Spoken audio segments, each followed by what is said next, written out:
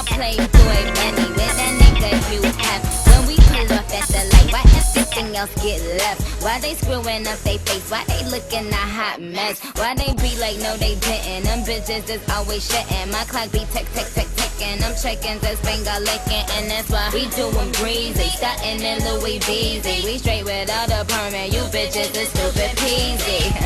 Would you like some rice with that? We get a lot of cheese, no mice with that. I mean, I want some ice with that. No soda, where you wanna get your license back, ho. This is for my girlfriend. This is for my girlfriend. This is for my girlfriend. This is for my girlfriend. This is for my BFF girlfriend. This is for my girlfriend. This is for my girlfriend. This is for my girlfriend. This is for my girlfriend. This is for my BFF. That's my girlfriend. Good girlfriend. Don't forget the brush, blow dryer, and the curling iron. That's my girlfriend. Tell them hoes stop being 10. They know they want everything that we be cupping 10. Wherever I slide true, I gotta go by 2. If I get it in the pink, I get her the light blue. Brand new Range Rover, that was for her B-Day. I just auctioned off some shit, you can get it on eBay. Anyway, we VIP, we don't even need ID. Put them in the ICU if they don't bring that ICE. Get them bottles of rosé, one Long Island ICT. Put my bracelet in the mirror, I see me, I sing me. Get it? This is for my girlfriend. This is for my girlfriend. This is for my girlfriend. This is for my girlfriend. This is for my BFF girlfriend. This is for my girlfriend. This is for my girlfriend. This is for my girlfriend. This is for my girlfriend. This is for my BFF girlfriend. Excuse me, there's way too many groupies. Why don't you just sit back or dance? Sorry, we don't chit-chat with fans. You came in the Diablo, or was it a Gallardo? We got the top-down doors at Murcielago. LP 460 bitches, that's a motto. This is for my girlfriend. This is for my girlfriend. This is for my girlfriend. This is for my girlfriend. This is for my BFF girlfriend. This is for my girlfriend. This is for my girlfriend. This is for my girlfriend. This is for my girlfriend. This is for my BFF girlfriend.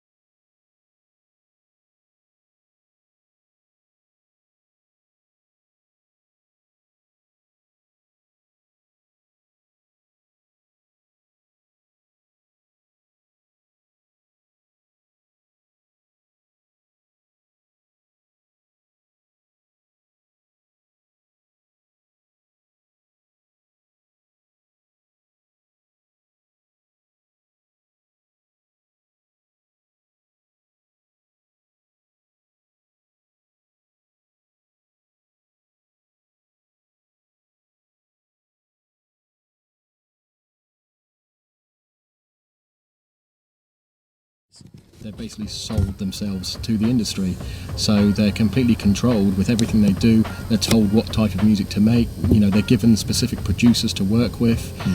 they're not thinking for themselves in any way whatsoever anymore, and that's what was so good about the industry 15 years ago and previous, because I'm choosing 15 years because at which point I think it started going downhill rapidly. Exactly, we're talking 1997, and I would pinpoint that very year as the year that it all changed. Yes, I would agree with that 100%, because previous to that you could tell with the type of urban music that was coming out from the UK and the US, the artists were thinking for themselves. They were bringing out what they wanted to bring out. There wasn't as much control going on.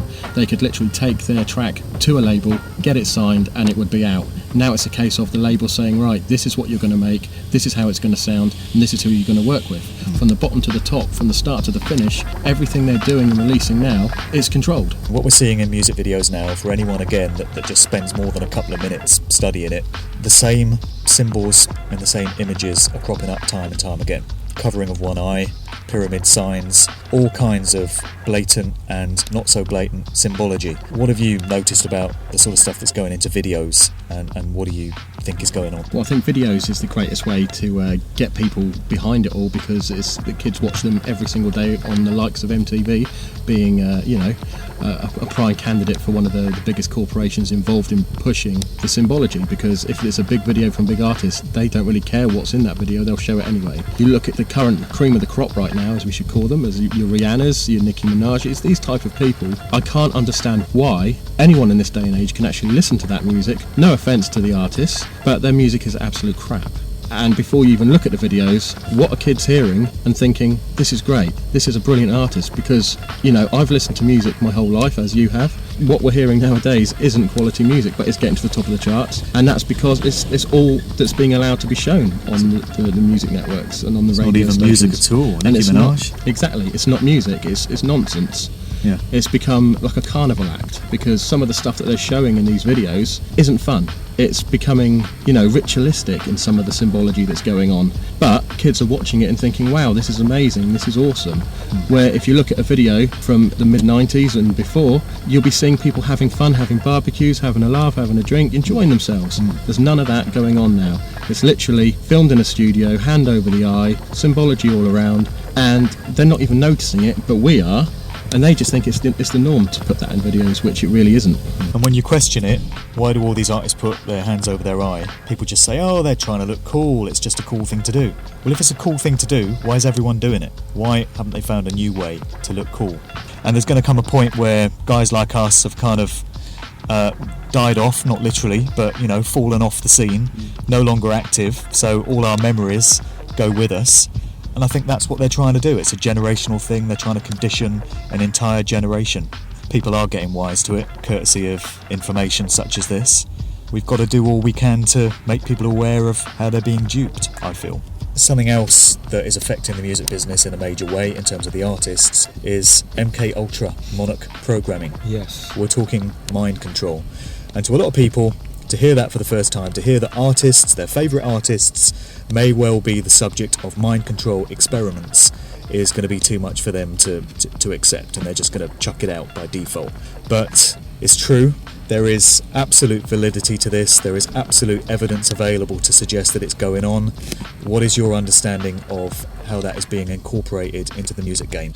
What you've got to remember is music and film in our modern day culture, it's so underestimated the effect that it actually has on the overall psyche of everyone, how much when we listen to pop music, when we watch films, it influences us. Most of that is on a subconscious level, so when you take that into consideration, to imagine that level of influence that these media have on us while we're growing up, while we're forming our opinions about the world, if you were to imagine that and then think that the powers that be wouldn't have a way of infiltrating that and making it have this effect on us, well, okay, so is it really so far out to believe that some of these artists would be mind controlled in a way that they could pass off this programming on to us? If you only got to look a little bit into the government black projects, MK Ultra, which stands for Mind Control Ultra, and the people that have come out of these groups, and the harrowing stories of the torture and the things that they've been put through to become what they call MPD, which is multiple personality disorder.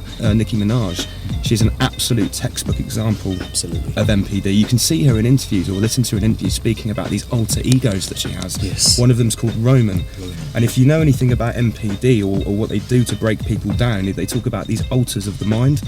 They break people down until they have these separate, conscious or unconscious sub-personalities that can be drawn upon. These sub-personalities can be programmed with instructions that the other personalities have no idea about. So when Nicki Minaj is talking about Roman, what she could actually be talking about is one of these multiple Alters. Absolutely. So for her to Roman Zelensky, Zelensky, which I'm sure, you know, if you look into that, that's got some pretty deep connotations as well, just the name.